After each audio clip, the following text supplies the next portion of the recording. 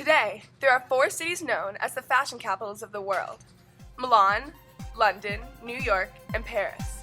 Twice a year, these cities host a week full of unbelievable clothes, creative catwalks, and daring designers who showcase the newest looks in the world of fashion. However, Parisian styles remain unique and unrivaled. France has always been a leader in the fashion industry and was extremely influential in creating trends throughout history.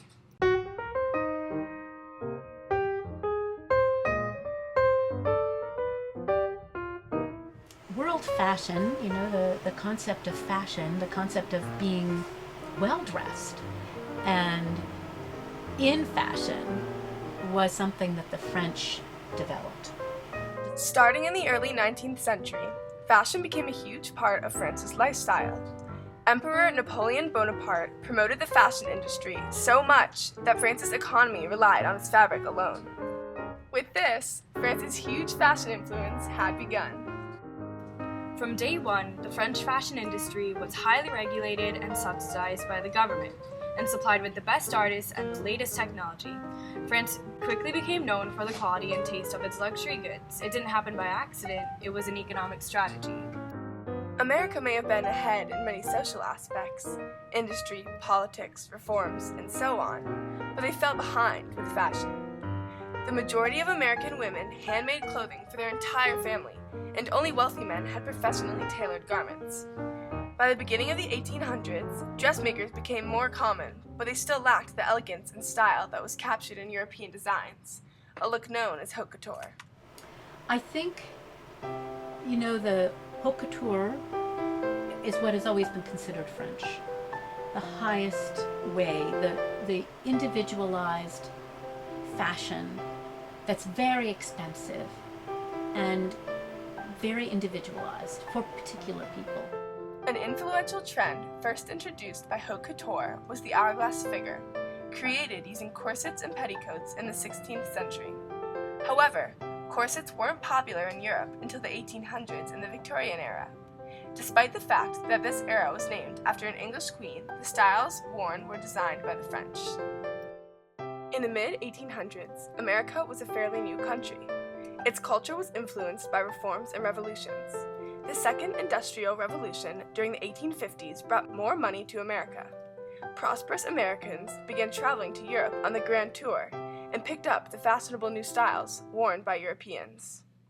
But of course, when women who could afford to go to Europe went to Europe, they were really interested in some of the fashions they saw. Not only were wealthy travelers responsible for spreading Parisian trends, but fashion magazines played a significant role as well. And don't you know that even today, media has an impact on what we know and what we recognize? So the very fact that the French were the first to develop a journal on fashion in the 1797 means that they controlled what was going on. Beginning in 1868, Harper's Bazaar began publication, and after observing their different cuts, fabrics, and ideas, understood that France's designs were unique. Vogue soon started publishing Parisian designs as well. Americans looked to these magazines to keep up with the latest trends, resulting in a French fashion frenzy. The media has always played an important role in accelerating the fashion cycle. Not just American fashion, but much of the fashion world was controlled by France because they controlled the media. On the other hand, in the early 1900s, American fashion was a mere symbol of social status. The formal style was extraordinary. It consisted of many garments: chemise, corset, corset cover, drawers, a flannel petticoat, and one or more cotton petticoats. But Coco Chanel would soon change this. Coco Chanel challenged a lot of social norms of her time through her designs. Coco Chanel's career first took off in the 1920s, although it started in 1909. The main reason why Chanel's designs stood out is because they were elegant, yet incomplex.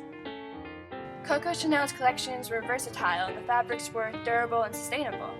Coco Chanel is, classic design. Very simple in many ways. As Mizuho Inoue, a fashion expert, says in an article about Chanel, The concept of her fashion was the antithesis of the concept of high fashion in the past. Chanel's best-known designs were the Chanel suit and the little black dress, both of which were revolutionary for the early 1900s and paved the way for women's designs in the future.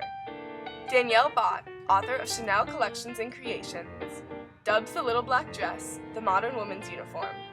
I believe that the design concept that ended up being life-changing for women was her creation of the little black dress as a wardrobe staple. The little black dress was also featured in American Vogue in the 1920s and was called the frock that all the world will wear. Despite Coco's extreme success in both her stores and with her designs in general, she closed her stores in the fall of 1939 when France declared war on Germany.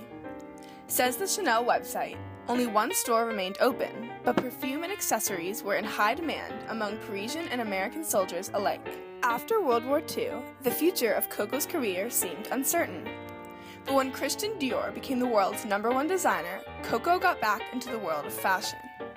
Dior's new look was girly and dated, two things that Chanel knew the women of the post-war world were not. As a result, she began designing clothes for women who were liberated and independent. After World War II in 1947, Christian Dior's new look, which consisted of corseted jackets and full skirts, was very popular among the socialites and businesswomen until Chanel introduced her collarless wool tweed jacket and a slim skirt suit.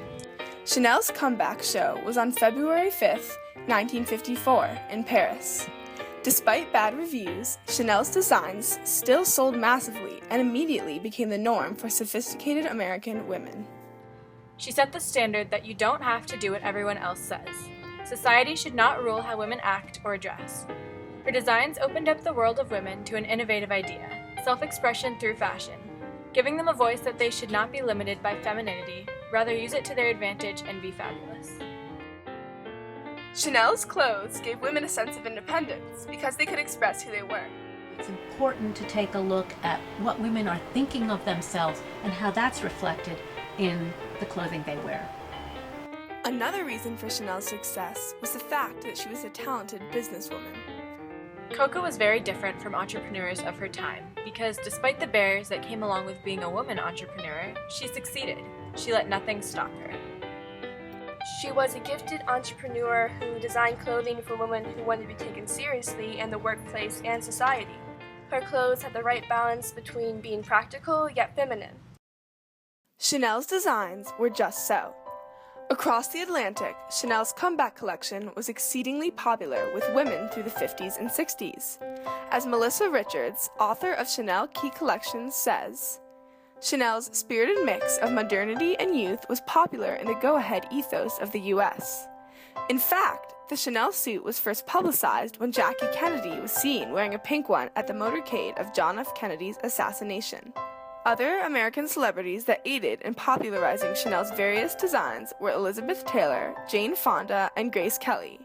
And like her French predecessors, Chanel knew that if you controlled the media, you controlled the industry. She is a crafter of media. She sees lots of ways of getting her name in front of the public. After Chanel's death in 1971, her legacy continued to influence women's fashion in America. The House of Chanel remains active and her name has become well known and respected. Today in America, we can still see the imprints of French fashion reflected in our culture.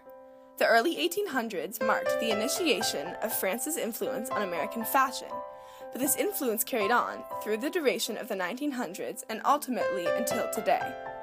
Parisian and other French fashions created a new image of the American woman starting in the 1820s and continued with Coco Chanel's comeback in 1954.